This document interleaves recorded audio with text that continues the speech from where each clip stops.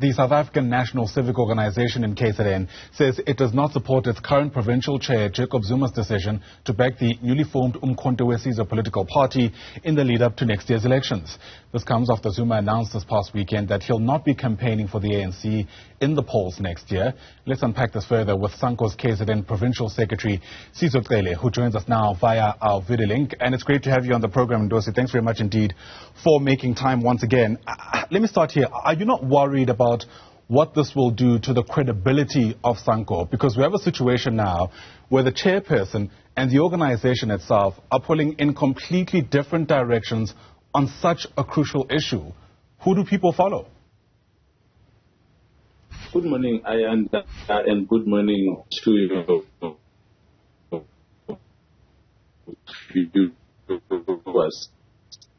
Thank you very much for this opportunity. It's a provincial chairperson endorsing another political party, which is not the African National Congress, which SANCO, of course, endorses and will be seen out there physically campaigning for it. Of course, it's not good news, but look, the constitution of SANCO is very clear. It states that anyone can be a member of SANCO irrespective of political affiliation. If you look at the alliance itself of the ANC, you also have organizations like COSATU. If you join any affiliate of COSATU, they don't ask you your political affiliation. It's the same thing with SANCO. People need to understand that which advocates for the poorest of the poor, who are talking about the issues of service delivery, who are talking about people having running water, people having houses, having schools, etc., etc. So while we are talking about those basic necessities, you can't then be looking at the people and asking them, which political party do you belong to? Because SANCO is community. Within community, you find every sort of political party. But then what we do as SANCO is to say, come to us as you are, with the hope that once we are within SANCO, we'll be able to convince you to join the African National Congress or even to vote for the African National Congress on the basis that the African National Congress is the only party that is able to deliver these basic necessities that SANCO advocates for. So we can't then be saying,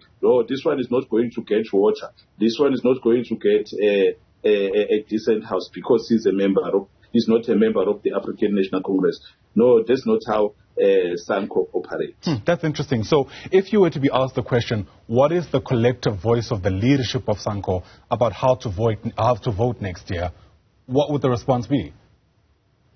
The response will be, we will be voting for the African National Congress. That is a resolution which was just recently reaffirmed by the 1,500 packed national conference, which was held last month between the 24th and the 26th of November in the ICC Durban, which was addressed by, among other people, by the ANC President Matamela Ramaphosa. The following day, it was addressed by the ANC Secretary General, Comrade Fikile Ramaphosa.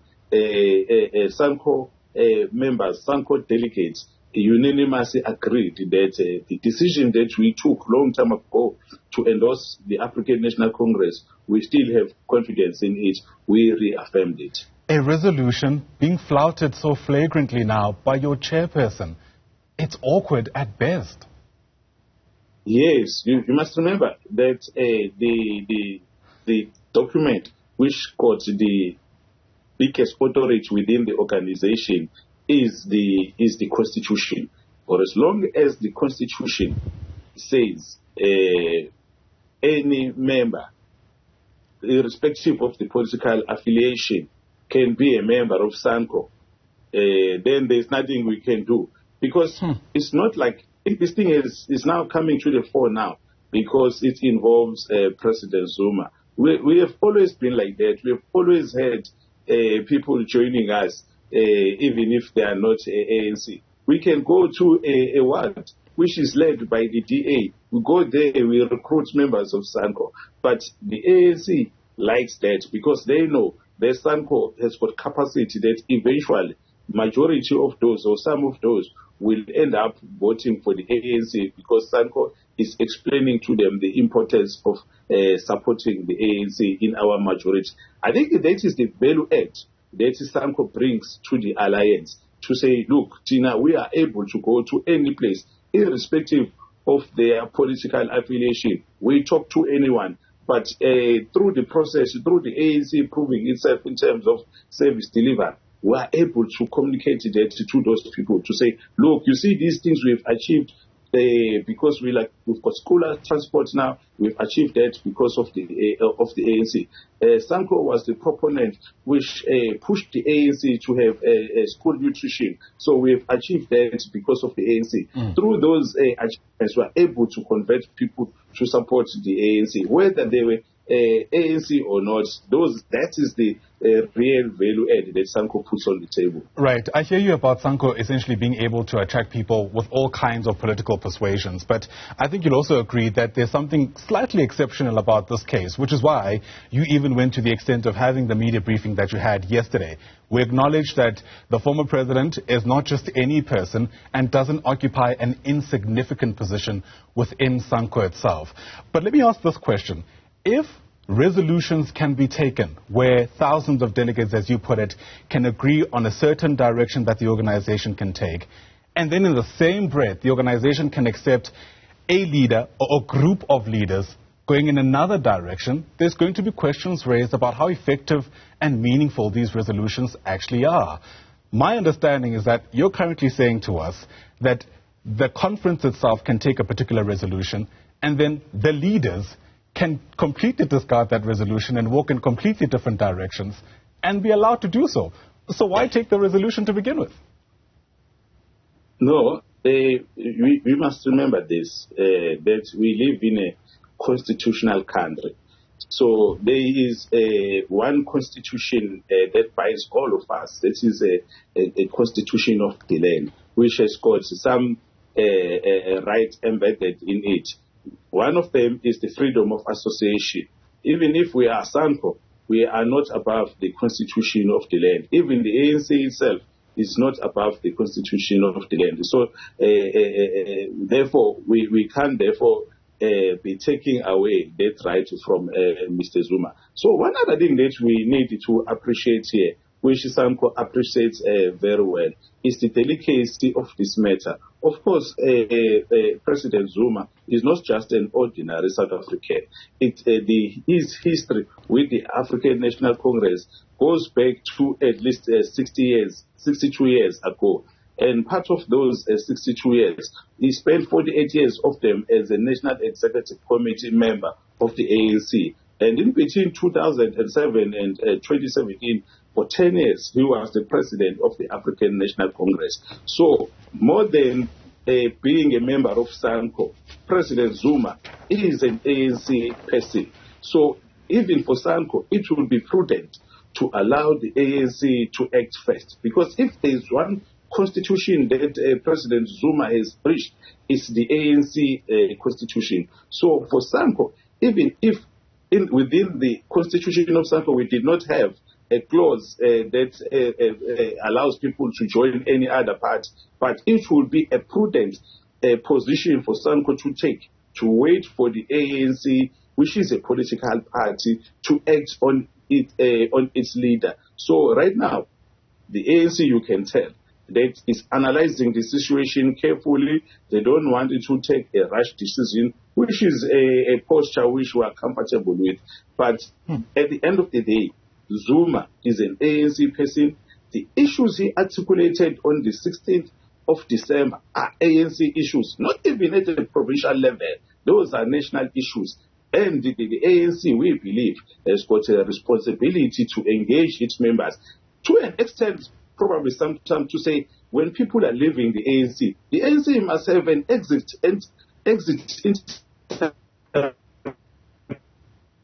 with them, so that it understands why people are leaving it. Right, because if one person leaves the ANC, it's one too many. So we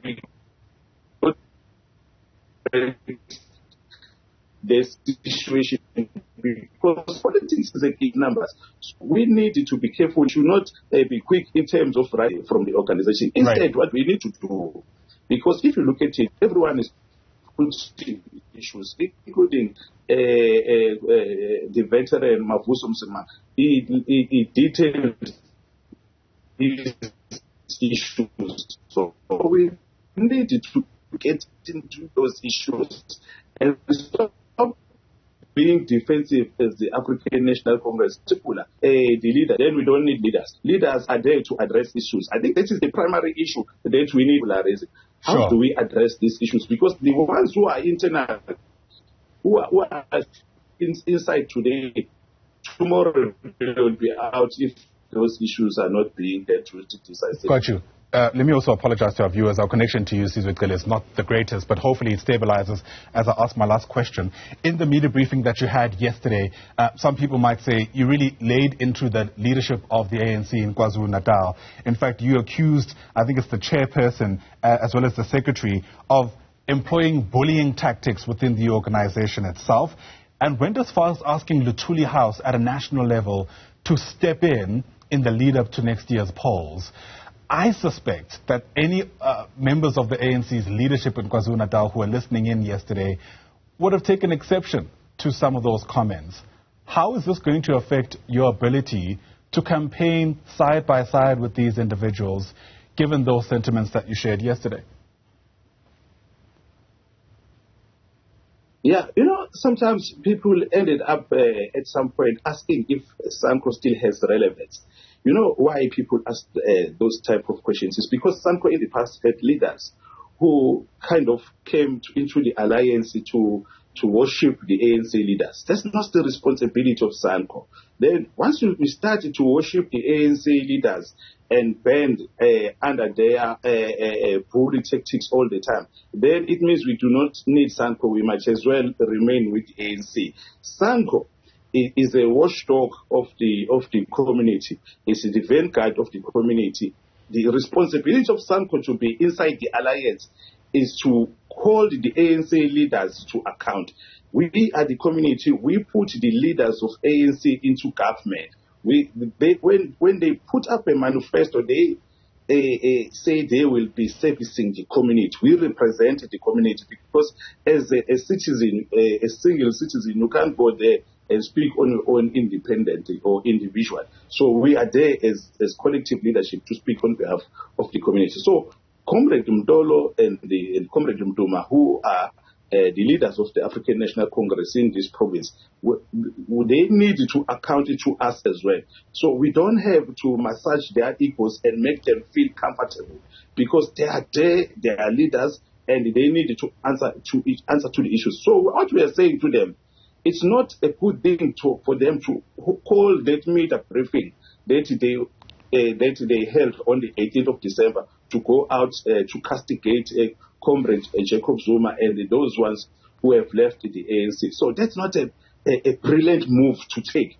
What you need to do is to understand the people, because the MK soldiers who formed this MK party have got issues which we've been aware of for many years. Issues of housing. They don't have houses, they don't have jobs, they don't have all these other things which the normal society will need. So we're saying they need to speak to those. They can't be saying, oh, look at the spear, that's a spear of the stomach. Whereas they themselves are having fat bellies. So they are being unfair to the poor people, because we are SANCO. That's why we said to you, we speak on behalf of anyone. We'll hold whoever in government to account. Even when the ANC is out of power, SANCO will continue to exist. SANCO is a timeless organization. For as long as there is society, SANCO will continue to advocate for their issues. So that's what we're saying. We don't want the ANC, which is the first one to castigate people. We want the ANC that is caring. We want the ANC that is listening. So that's why people are saying, hey, look at this kind of ANC now. It is the first one which is found in the media bashing the people who are supported to vote the ANC. ANC is led by intellectuals. It's led by the people who've got capacity to listen and to engage. That's why even now we're saying it's not late for the ANC to engage Comrade Jacob Zuma, to engage the MK members who are leaving, because this is just the beginning. Right. The MK was launched, Zuma came 16th of December. Already there's this huge hula baloo about this MK party. Those are not good indications. Those are adverse indications to the African National Congress. So it means, therefore, the ANC needs to be smart in terms of how they respond to this situation. This thing, trying to shoot from the hip as the current ANC leadership is doing, is dangerous to the African National Congress. That's why we are realizing that this load is bigger than the current leadership of the ANC in the province. Probably the ANC, the national leadership of the ANC, because we had the national leadership of the ANC just recently when we were launching our national conference. President Ramaphosa is very clear. He's got a clear vision. Comrade Fikile Mbalula is very clear. He's got a clear vision of the African National Congress. Sizwe Cele, my apologies. I have to interrupt you there. I think your point is well made, and yeah, you're clearly sticking to your guns. We'll see how it all unfolds. For now, thanks very much indeed for speaking to us. Sizwe Cele is the Provincial Secretary of SANCO in KwaZulu-Natal. Ndosi siyabonga kakhulu.